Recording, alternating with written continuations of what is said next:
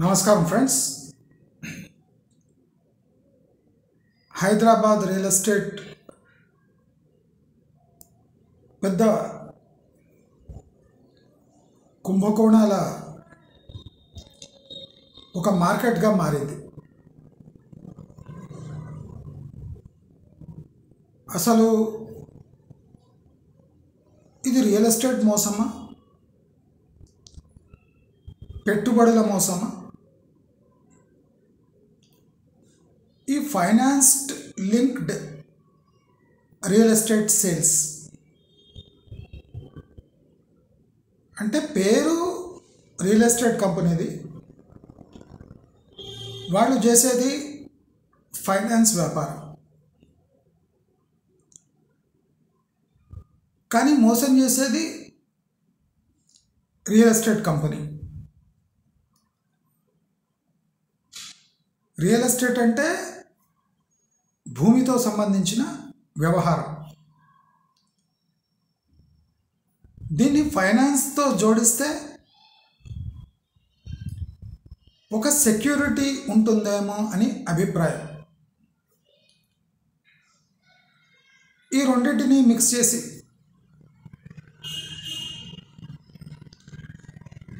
Real estate వ్యాపారం పేరుతో పెట్టుబడులు సమీకరించి దాన్ని ప్లాట్ రూపంగా మార్చేసి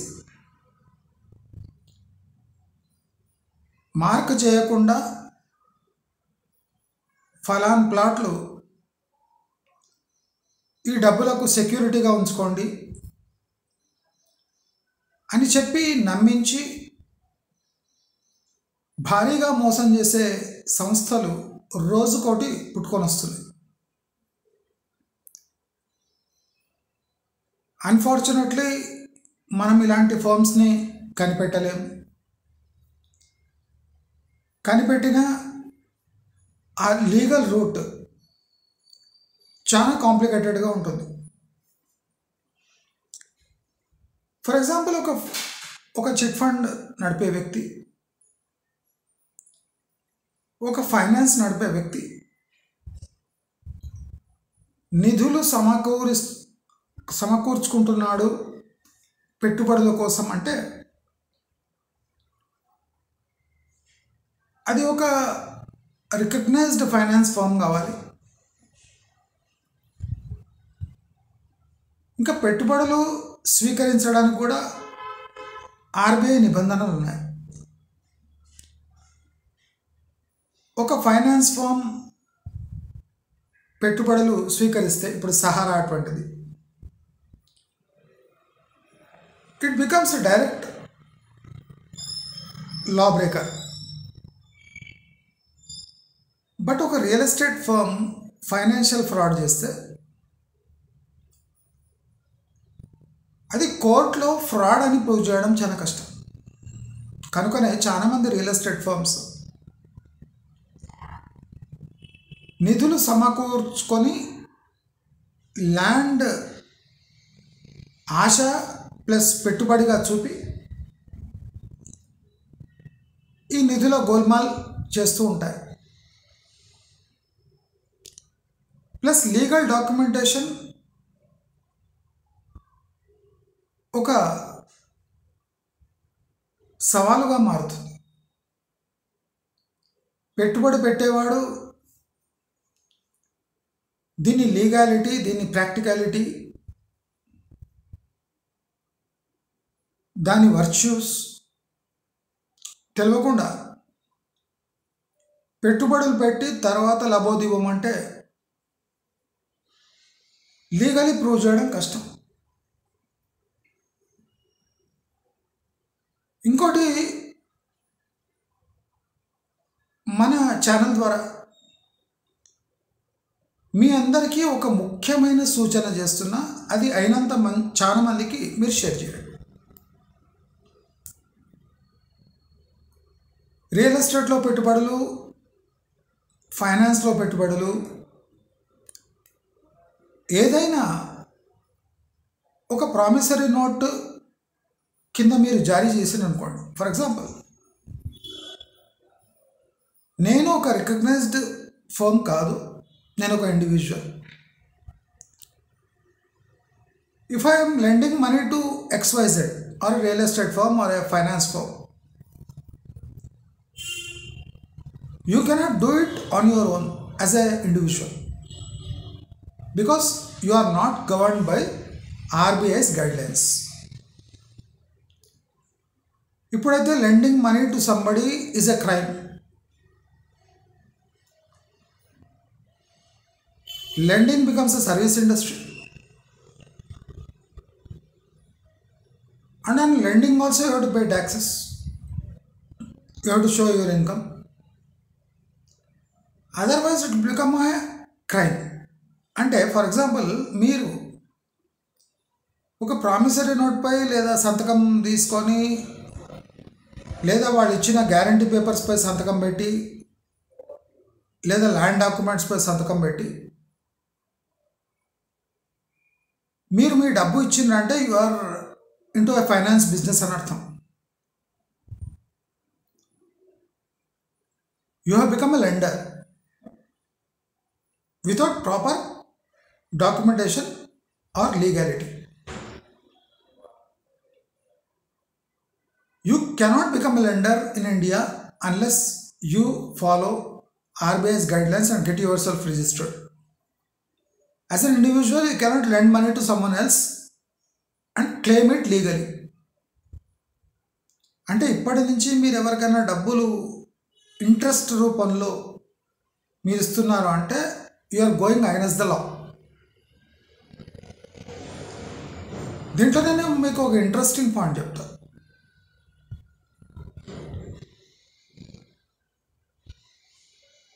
When you invest into a pre-launch, ప్రీ-లాంచ్లో మీరు డాక్యుమెంట్స్ ఒకసారి క్లియర్గా చెక్ చేసుకోండి. మీరు వాళ్ళ కింద రాసిన కండిషన్స్ అవన్నీ ఒకసారి క్లియర్గా చదువుకోండి. ఇప్పటి నుంచి కొంతమంది ఏం చేస్తున్నారంటే, మీరు మాకు డబ్బు ఇచ్చారు, మేము మీకు వడ్డీ ఇస్తున్నాం, so you are lending money to us to run a business. అంటే మీరు వడ్డీ వ్యాపారి కింద లెక్క అని వాళ్ళ కండిషన్స్లో రాసేస్తున్నారు. ఈ డబ్బు ఒక ఇండివిజువల్ దగ్గర బిజినెస్ రన్ చేయడానికి ఆన్ ఇంట్రెస్ట్ తీసుకోబడుతుంది.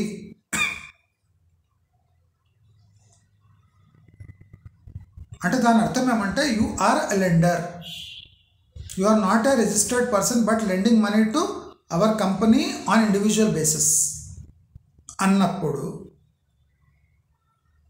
మీరు ఒక కేస్ హాయిస్ చేసినప్పుడు that case will not stand before the law. Pre లాంచ్లో ఇన్వెస్ట్ చేసేవాళ్ళు చాలా కేర్ఫుల్గా ఉండండి. బిల్డర్కి నీతి ఉండే వరకే ఉంటుంది. వాడు నీతి తప్పిండు అంటే he will make you a lender, a black market lender, a grey lender. Grey లెండింగ్కి లీగల్ సిస్టంలో రాయితీలు లేవు. ఇది స్పష్టంగా తెలుసుకోండి. ప్లస్ ఎవరైనా మన ఛానల్ సబ్స్క్రైబర్స్ అయితే మన సేఫ్టీ కోసం ట్రై మై టీవీ అనే ఛానల్ మాది ఉంది. ఆ ఛానల్కి సబ్స్క్రైబ్ చేసుకుంటారని నేను ఆశిస్తున్నాను. తప్పక సబ్స్క్రైబ్ చేసుకోండి. దాంట్లో చాలా రోజుల నుంచి నేను ప్లాన్ చేస్తున్న వీడియో లోడ్ చేయడానికి అవుతలేదు, కానీ I have made up my mind that try my TV will become bigger than our channel. So coming back to our original topic, that West Hyderabad properties will not see their original prices which they have quoted. అంటే వాళ్ళు ఒక 3-4 years నుంచి coat చేస్తున్న prices ఫ్యూచర్లో వాళ్ళు చూడలేరు.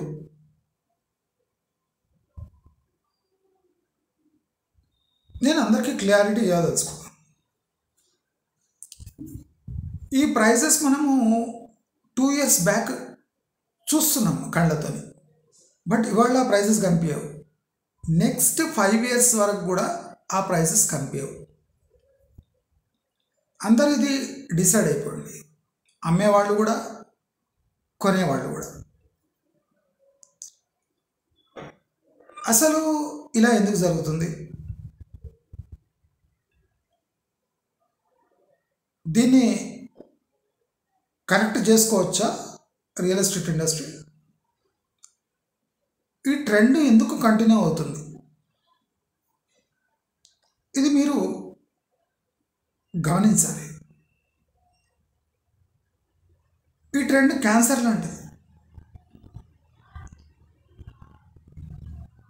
When industry 300% మార్జిన్కి decide అయిపోయిందో, అసలు లాస్ట్ 3-4 yearsలో రియల్ ఎస్టేట్ ఇండస్ట్రీలో డిస్కౌంట్స్ అనేవి లేవు. అంటే nobody wants to cut their margins to gain business. Everybody wants to sell their property at MRP. అయితే ఈ ఎంఆర్పిలో ఎస్ఎఫ్టీ వైజ్ వేరియేషన్స్ ఉన్నాయి. ఒక ప్రాజెక్ట్లో నేను ఒకసారి చూపించాను, 16 variations in 2 BHK. 16 variations in 2 BHK. 2 BHK project అది. దాంట్లో 16 వేరియేషన్స్ ఉన్నాయి. 15 ఎస్ఎఫ్టీకి ఒక వేరియేషన్ ఉంది. అది 6 tower ప్రాజెక్టు, 16 వేరియేషన్స్ ఉన్నాయి. దాంట్లో ప్రైజెస్ కూడా 15 ఎస్ఎఫ్టీ చేంజ్కు 50,000 రూపీస్ డిఫరెన్స్ వస్తుంది. ఆ వేరియేషన్స్ క్లియర్గా డిఫైన్ చేస్తలేరు. 16 వేరియేషన్స్ అంటే ఒక ప్రాబబుల్ కస్టమర్ ఎంత కన్ఫ్యూజ్ అయిపోతాడు.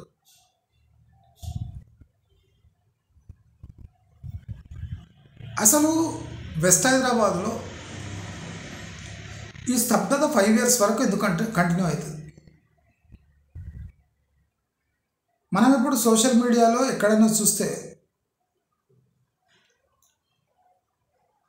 హై రైజెస్ యొక్క పెయిడ్ రివ్యూస్ జరుగుతున్నాయి.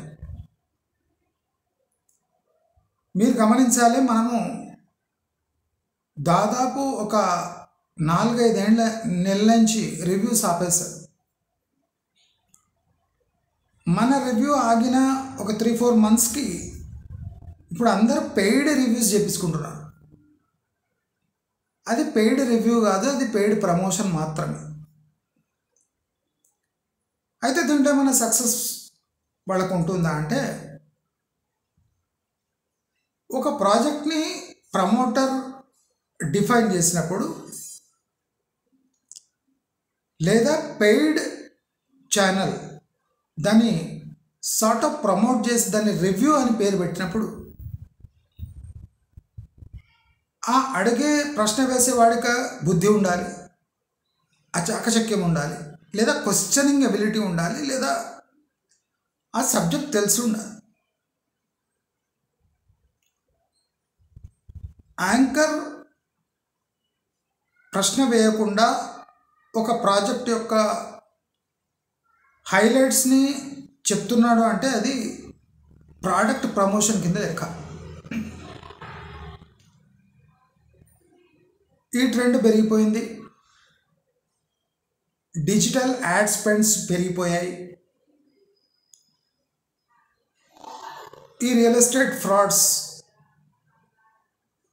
పీక్ స్టేజ్కి వస్తున్నాయి. అంటే ఈ టోటల్ రియల్ ఎస్టేట్ ఇండస్ట్రీలో దిక్కుతోచని పరిస్థితులు ఏర్పడ్డాయి. ఇప్పుడు మనము దీన్ని ఆపొచ్చా అంటే ఆపాలి. ఎందుకంటే 2.5 yearsగా మనం చేసిన స్ట్రగుల్ ఈ ఆఖరి ల్యాప్ వచ్చేసరికి వీక్ అయిపోతే ప్రాబ్లం అవుతుంది. కాబట్టి మళ్ళీ మనము back to back reviews, competitive reviews చేద్దాం. మనం ప్రమోటర్ చేసిన చెప్తున్న ఫ్యాక్ట్స్ని క్రాస్ చెక్ చేద్దాం. ప్రమోటర్ ఫ్యాక్ట్స్ చెప్తున్నారు కదా, ఫ్యాక్ట్స్ని క్రాస్ చెక్ చేద్దాం. ఇదొక కొత్త రకమైన రివ్యూ. దీన్ని మనం పంచ్ రివ్యూ కూడా అనొచ్చు. అయితే ఇప్పుడు west Hyderabad has become the worst Hyderabad. ఇక్కడ ఏ పెట్టుబడి పెట్టినా దానికి ఓపెన్ మార్కెట్లో డిస్కౌంట్ ఉంది. ఈ ఓపెన్ మార్కెట్ అంటే ఏమి? దీని అర్థం ఏమి? ఈ ఓపెన్ మార్కెట్ ప్రైజింగ్ అనేది మన బిగోల్ రీసెర్చ్ పెట్టిన పేరు. ఓపెన్ మార్కెట్ అంటే ఒక ఫ్లాట్ ఒక బిల్డర్ రివ్యూ, ఒక మార్కెటింగ్ పర్సన్ చాకచక్యంపై అమ్మబడుతుంది. అది కాకుండా ఒక బ్యాంక్ స్టాంప్, ఒక బ్యాంక్ ఫైనాన్స్ ద్వారా అమ్మబడుతుంది. అంటే ఇక్కడ ఒక కస్టమర్ క్యాప్టివ్ అయిపోతాడు. He is surrounded by marketing people, builder, area and banks. అంటే ఇది క్యాప్టివ్ మార్కెటింగ్. అంటే అన్ని చోట్ల నుంచి ఆయనను గెరావ్ చేసి ముట్టడించి మార్కెటింగ్ చేయడం అంటారు దీన్ని. ఈ ముట్టడించి మార్కెటింగ్ చేయడం ఒక కాన్సెప్ట్. అయితే ఓపెన్ మార్కెట్ అనేది ఇంకో కాన్సెప్ట్. ఇక్కడ ముట్టడింపులు ఉండవు. ఇక్కడ ఒక బయ్యర్ తాను బై చేసిన ప్రాపర్టీని ఓపెన్ మార్కెట్లో తన మెథడ్లో సెల్ చేస్తాడు. అంటే ఇక్కడ ఇండివిజువల్ మార్కెటింగ్ ఉంటుంది. ఇక్కడ ముట్టడించడం అనేది ఉండదు. ఇక్కడ ప్రాబబిలిటీ ఏముంటుందంటే ఒక బ్రోకరు, ఒక సెల్లర్ ఉంటాడు.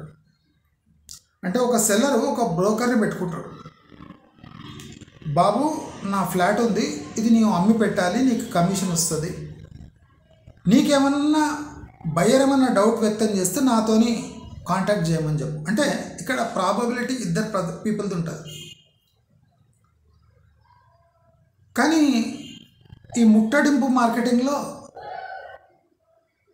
బయ్యర్ ఉంటాడు, బిల్డర్ ఉంటాడు, ఏజెంట్స్ ఉంటారు, మార్కెటింగ్ వాళ్ళు ఉంటారు, ఏరియా ఉంటుంది ఇన్ఫ్లుయెన్స్, బ్యాంక్స్ ఉంటుంది ఇన్ఫ్లుయెన్స్.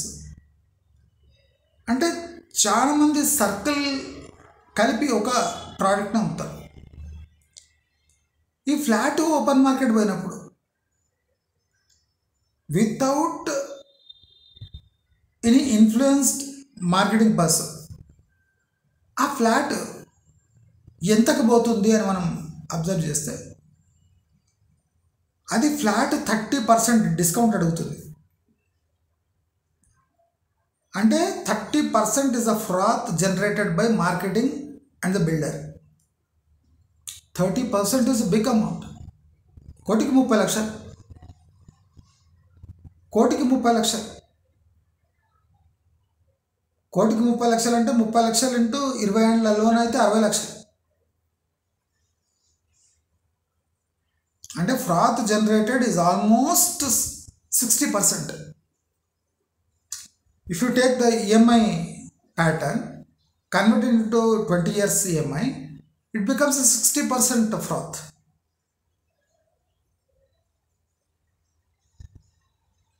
ఈ ఫ్రాత్ ఓపెన్ మార్కెట్లో ఉండదు. అంటే ఒక్క క్షణంలో ఆ ఫ్రాత్ తొలగిపోతుంది. అయితే బిగోల్ రీసెర్చ్ ఒక ఇంట్రెస్టింగ్ ఫైనాన్స్ అంటే రిలేటెడ్ థింగ్ ఈ హైరైజ్ బిల్డర్స్ అంటే అప్లై చేసిన method finance plus marketing method మొత్తం పిండింది. ఓన్లీ వెస్ట్ హైదరాబాదులో total number of unsold flats యొక్క value, approximate value, builders value అంటాం. అంటే బిల్డర్స్కి బాగా తెలిసిన వాల్యూ. ఇది కన్స్ట్రక్షన్ వాల్యూ కూడా అంటాం. ఈ construction value without land value అని కొన్ని ఒక 80 to 90 ప్రాజెక్ట్స్ మేము రివ్యూ చేసినాం. దాంట్లో తేలింది ఏమంటే ఓన్లీ వెస్ట్ హైదరాబాద్లో 3 lakh ఫ్లాట్స్ వేకెంట్ ఉన్నాయి. Only west Hyderabad, total Hyderabad మాట్లాడుతున్నాను, ఓన్లీ వెస్ట్ హైదరాబాద్. దీంట్లో ఇన్వెస్టెడ్ అమౌంట్ ఎంత ఉంది? ఈ మార్కెట్లో రేట్లు ఎందుకు దిగొస్తలేవు?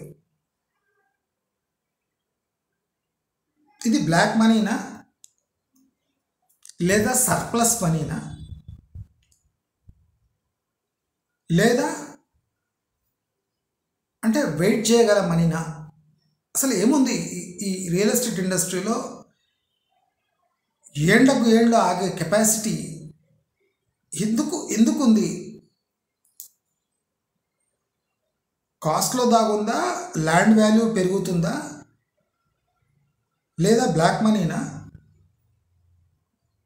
లేదా జీరో ఇంట్రెస్ట్ పై మనీ వస్తుందా? అసలు ఏం జరుగుతుంది? ఒక 80 to 90 హై రైజెస్ మేము చేస్తాం. హైదరాబాద్లో ఓన్లీ 42,000 crores ఇన్వెస్ట్ చేయబడింది. ఎంత? 42,000 crores. వీళ్ళు ఇంత వెయిట్ చేయడానికి కారణం ఏమి అంటే they want to extract 6 lakh crores plus. Builders invest చేసింది 42,000 crores. వాళ్ళు ఎక్స్పెక్ట్ చేస్తున్నది 6 lakhs crores ప్లస్, 6 లక్షల కోట్లు. ఈ 6 లక్షల కోట్లు ప్లాన్ ప్రకారం రావట్లేదు. ప్లాన్ ప్రకారం రావట్లేదు అంటే ఇక్కడ ఒక పెద్ద తప్పిదం జరిగింది మార్కెట్. మార్కెట్ 7 yearsలో 300% ఫోర్స్డ్ గ్రోత్గా గురైంది. అసలు ఈ ఫోర్స్డ్ గ్రోత్ ఎవరు ట్యాప్ చేయగలరు అనేదే ఇక్కడ సీక్రెట్ లీక్ అయింది. ఈ 300% గ్రోత్ ఫర్ ఎవ్రీ వన్ అనే కాన్సెప్ట్ డెవలప్ అయింది. అందుకోసము ఎలాంటి ఇండస్ట్రీ వాడైనా, అన్రిలేటెడ్ ఇండస్ట్రీ అయినా, ఫైనాన్సర్ అయినా, హవాలా ఏజెంట్ అయినా, దేశంలో ఏ కొనలో ఏ వ్యాపారం చేసేవాడైనా, Hyderabad as a destination where you can make 300% profits easily అని చాలా తక్కువ పెట్టుబడి, అంటే ఇది ఒక పుట్ కాల్ లాంటిది. స్టాక్ మార్కెట్లో ఉంటుంది కదా, పుట్ కాల్ స్ట్రాటజీస్ ఉంటాయి. అలాంటివి రియల్ ఎస్టేట్ ఇండస్ట్రీలో ఎంటర్ అయినాయి. ఇది ఏ రీసెర్చ్ ఏజెన్సీ ఇన్వెస్టిగేట్ చేయలేదు.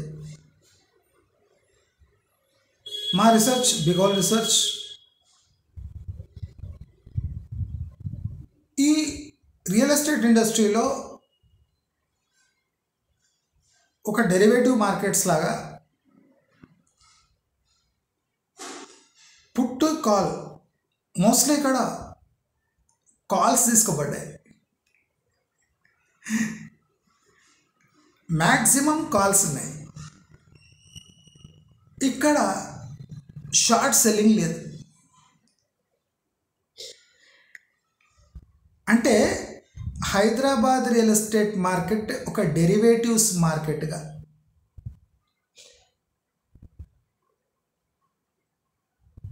ఒక ఫ్యూచర్స్ మార్కెట్గా రూపాంతరం చెందింది. ఇలాంటి మార్కెట్పై మా గట్టి నిఘా ఉంది.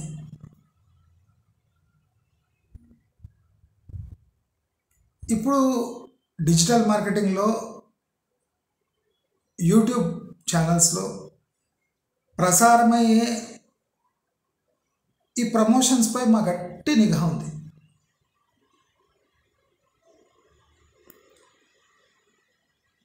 నేను ఈ స్టేట్మెంట్ ఎందుకు ఇవ్వలేదు ఇన్ని రోజులు అంటే,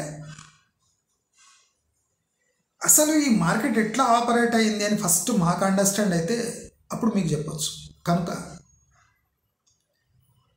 Hyderabad real estate market has become a derivatives market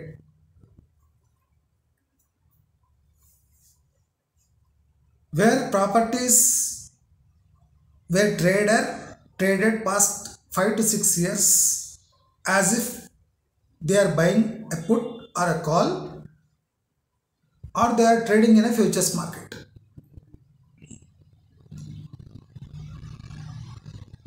మీరు నమ్ముతారో లేదో, అంటే ఇది భయంకరమైన నిజము. స్టాక్ మార్కెట్లో ఇన్వెస్ట్ చేసే దాదాపు 10 to 15% డబ్బు, అంటే టోటల్ ఇండియాలో స్టాక్ మార్కెట్లో ఇన్వెస్ట్ చేయడానికి డెసిగ్నేట్ చేయగలిగిన డబ్బు 10 to 15% is already invested in Hyderabad market. ఒకచోట స్టాక్ మార్కెట్లో ట్రేడ్ అవుతుంటే ఇది కమాడిటీ కింద కూడా వస్తలేదు. మీరు చూడండి, ఇది ప్రమాదం. ప్రాక్టికలీ కమాడిటీ ట్రేడింగ్ చేసినట్టు చేయాలి, కానీ ఇది పుట్స్, కాల్స్, ఫ్యూచర్స్ కొనుక్కున్నట్టు కొనుక్కున్నారు. ఈ డబ్బు కూడా స్టాక్ మార్కెట్దే. అంటే ఒక కాల్ తీసుకొని ఒక ఫ్యూచర్లో ఇన్ని యూనిట్స్ తీసుకొని దానికి ఒక పర్సంటేజ్ డబ్బు చెల్లించి త్రూ మార్కెటింగ్ అమ్మేసేవాడు. సేమ్ డెరివేటివ్స్ లానే.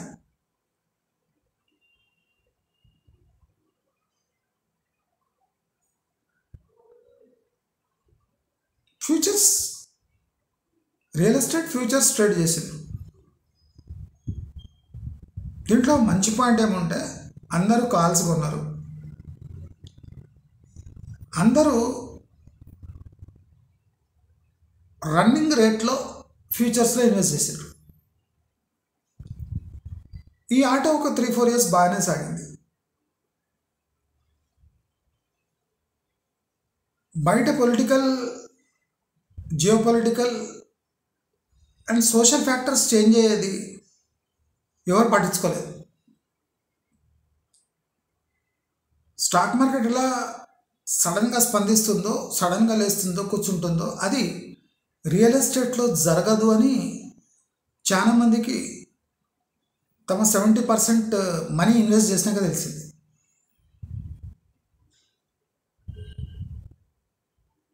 ఇది మేము తెలుసుకున్న సత్యం. రియల్ ఎస్టేట్ మార్కెట్ పెరుగుతుంది కానీ తరగదు అంటే కాల్స్.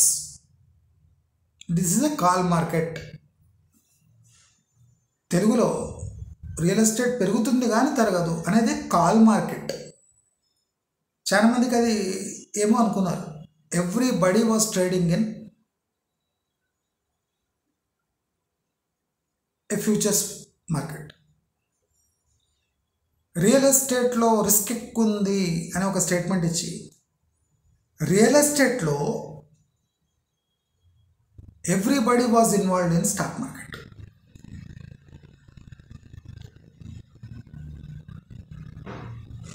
చాలామంది స్పాట్లో తీసుకున్నారు futures. Same stock market trade అవుతుందో అలాగే గత 4-5 ఏళ్ల నుంచి హైదరాబాద్ అంటే 4-5 ఏళ్ళు అంటే 2 + 4 5 అంటే 7 years రియల్ ఎస్టేట్లో స్తబ్దతకు కారణాలేమి అని మేము స్టడీ చేయడం స్టార్ట్ చేసినాం. స్తబ్దత ఎందుకు వచ్చింది అంటే జనాల చేతిలో డబ్బులు లేవు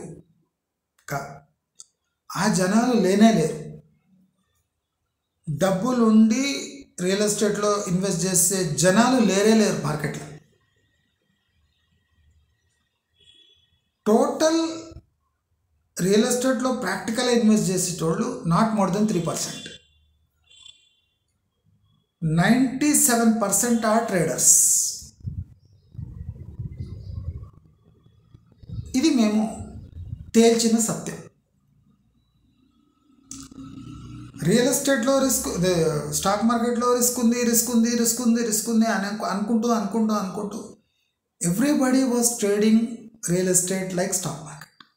ఇక్కడనే వీళ్ళ కొంప కూలి. ఏమంటే వీళ్ళ మినిమం ప్రైజింగ్, వీళ్ళ ప్రీమియం తగ్గుతలేదు. వీళ్ళు every month or every 3 months దానికి మార్జిన్ కట్టుకుంటూ పోతున్నారు. స్టాక్ మార్కెట్లో ఎలా దాని వాల్యూ పడిపోతే you have to pay cash and fulfil that margin amount, same అలాగే రియల్ ఎస్టేట్లో జరిగింది. ఈ సూక్ష్మము మాకు తెలుసుకోవడానికి 6 నెలలు పట్టింది. Hyderabad market was in tandem with stock markets. ఇక్కడ ఎక్స్చేంజ్ లేవు కానీ మొత్తం రియల్ ఎస్టేట్ మార్కెట్, మొత్తం స్టాక్ మార్కెట్ డెరివేటివ్ ట్రేడ్స్ లాగా జరిగింది. దానివల్ల గ్రోత్ అట్లా వచ్చింది, దానివల్ల స్తబ్దత అట్లుంది. ఈ స్తబ్దత నిలబడుతుంది అంటే దేనివల్ల నిలబడుతుంది? ఈ మార్కెట్ల కింద రేట్లు వస్తలేవు. ఎందుకంటే మార్జిన్ అమౌంట్ యాడ్ చేస్తున్నారు. ఏదో ఒక రోజు మార్కెట్ పెరుగుతుంది, దెబ్బకు అమ్మేసి ఆ 300% మార్జిన్ మనం కవర్ చేసుకోవచ్చు అని మార్జిన్ అమౌంట్ యాడ్ చేస్తూ ఉన్నారు. ఇక్కడ కస్టమర్స్ ఎవరంటే బిల్డర్సే. ఇక్కడ వాళ్ళు కట్టిన ప్రాపర్టీస్ వాళ్ళే ట్రేడింగ్ చేసుకుంటున్నారు. ఎన్ని అమేజింగ్ ఫ్యాక్ట్స్ అంటే అసలు స్టన్ అయిపోతున్నాం. అసలు ఇది ఏమి మార్కెట్, అసలు దీన్ని రియల్ ఎస్టేట్ అంటారా? పెద్ద పెద్ద బిల్డర్స్, ఆప్షన్ లేదు, అందరు ఫ్లోలో వెళ్ళిపోయారు. ఇప్పుడు స్తబ్దత వచ్చింది, మార్జిన్ అమౌంట్స్ యాడ్ చేస్తున్నారు. కమాడిటీ ట్రేడింగ్ లాగా కమాడిటీ అంటే కొద్దిగా హెచ్చు తగ్గులు ఉంటే 10% ఎక్కడెక్కడ కొన్ని మార్జిన్ అమౌంట్ యాడ్ చేసి సీజన్ వరకు ఇది ఒక 4 సీజన్స్ దాటిపోయింది. ఈ స్తబ్దత వచ్చి 4 సీజన్స్ అయిపోతుంది. ఎంతవరకు మార్జిన్ అమౌంట్స్ యాడ్ చేస్తారు, ఎంతవరకు ఈ ప్రైస్ పాయింట్ని హోల్డ్ చేస్తారు, హోల్డ్ చేస్తే వీళ్ళకి వచ్చే లాభం ఏమి అని మేము క్షుణ్ణంగా పరిశీలించాము. ఒక 80 to 90 వెంచర్స్ వాళ్ళది, అంటే బిల్డర్స్ వాళ్ళ ఖాతాల్లోకి 6 లక్షల కోట్లు రావాలి అని రాసి పెట్టుకున్నారు. 6 lakh crores ఇన్వెస్టెడ్ అంతా 42,000 to 45,000 crores మధ్యలో ఏముంది. 6 లక్షల కోట్లు వాళ్ళకి కావాలి. దానికోసం మార్జిన్స్ యాడ్ చేసుకుంటా ఆ ప్రాపర్టీస్ని అట్లే మెయింటైన్ చేస్తాం. రియల్ ఎస్టేట్ మార్కెట్ కాదు ఇది, pure stock market play. Stock మార్కెట్లో లేని భయాలను సృష్టించి స్టాక్ మార్కెట్నే రియల్ ఎస్టేట్లో ఇంట్రడ్యూస్ చేసిన ఏకైక సిటీ హైదరాబాద్. ఇక్కడ ఇంకో చమత్కారం జరిగింది. వర్స్ట్ క్వాలిటీ ఇచ్చి 300% మార్జిన్ వసూలు చేశారు. అంటే బిల్డింగ్ స్టాండర్డ్స్లో నేను ఎప్పుడు చెప్పినా ఒక స్వగృహ ఫ్లాట్కు ఉన్న స్టాండర్డ్ మాత్రమే పాటిస్తున్నారు. రాజీవ్ స్వగృహ ఉంది కదా, దాని స్టాండర్డ్స్ కన్నా ఒక 10% స్టాండర్డ్ ఎక్కువ చేస్తున్నారు అంతే. వందలాది హై రైజెస్లో అన్ని నకిలీ ఫిట్టింగ్సే ఉన్నాయి. వందలాది హై రైజెస్లో అన్ని నకిలీ ఫిట్టింగ్సే ఉన్నాయి. అవుట్డేటెడ్ పెయింట్సే యూజ్ చేశారు. పెయింట్లో క్వాలిటీ లేదు, అసలు పెయింటే కాదు.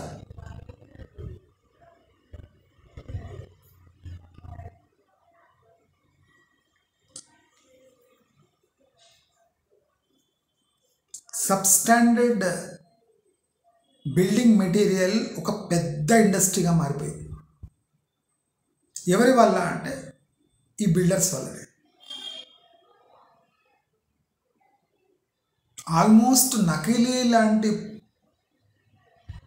పదార్థాలు తయారు చేసే కొన్ని వందలాది ఫ్యాక్టరీలు ఈ బిల్డర్ల సహాయంతో నడుస్తున్నాయి. అంటే బిల్డర్ పెయింట్ ఎలా కావాలంటే అలా తయారు చేసిస్తారు, సిమెంట్ ఎలా కావాలంటే అలా తయారు చేసిస్తారు, బ్రిక్స్ ఎలా కావాలంటే అలా తయారు చేసిస్తారు, ఏ బ్రాండ్తో ఫిట్టింగ్ కావాలంటే ఆ బ్రాండ్తో ఫిట్టింగ్ తయారు చేసిస్తారు. ఇలాంటివి వందలాది ఫ్యాక్టరీలు ఈ రియల్ ఎస్టేట్ ఇండస్ట్రీ పెంచి పోషిస్తున్నది. సబ్స్టాండర్డ్ క్వాలిటీతో 300% మార్జిన్.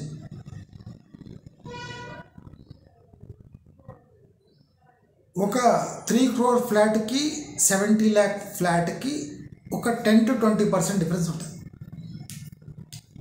సేమ్ ఎస్ఎఫ్టీ ఒక 20-30% డిఫరెన్స్ ఉన్న ఎస్ఎఫ్టీ వైజ్ క్వాలిటీ సేమ్. ఆ ఏరియాని బట్టు 70 lakhs ప్రాపర్టీ 3 crores అయిపోతుంది. ఏరియా ఒక 30% డిఫరెన్స్ ఉంటుంది, 20 to 30%. Quality same. Quality is equal to Rajiv Swagruha.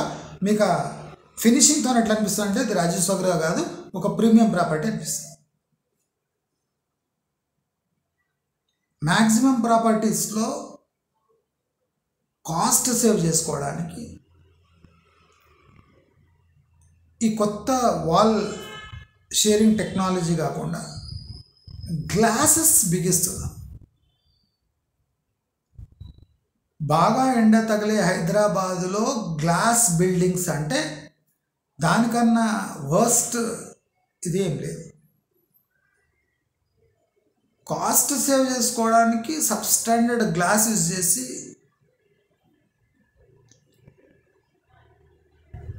బయటంతా glass ఉండేటట్టు అసలు గ్లాస్ బిల్డింగ్ అని చెప్తున్నారు. అది కాస్ట్ సేవ్ చేసుకోవడానికి వాళ్ళు యూజ్ చేస్తున్న ట్రిక్.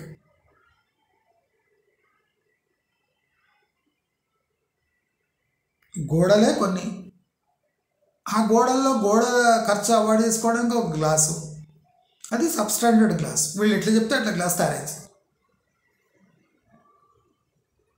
కొన్ని రోజులు గాలి ధాటికి విండ్ గ్లాస్ బ్రేక్ అయితే అది మన ప్రాబ్లమే, వాన్ ప్రాబ్లం కాదు. గాలికే బ్రేక్ అవుతుంది గ్లాసెస్. అలాంటి ప్రాపర్టీస్లో నంబర్ 1 స్పాట్లో హైదరాబాద్ నిలుస్తుంది. దాంట్లో 90% హైలీ ఎడ్యుకేటెడ్ పీపుల్ తీసుకునే ప్రాపర్టీస్.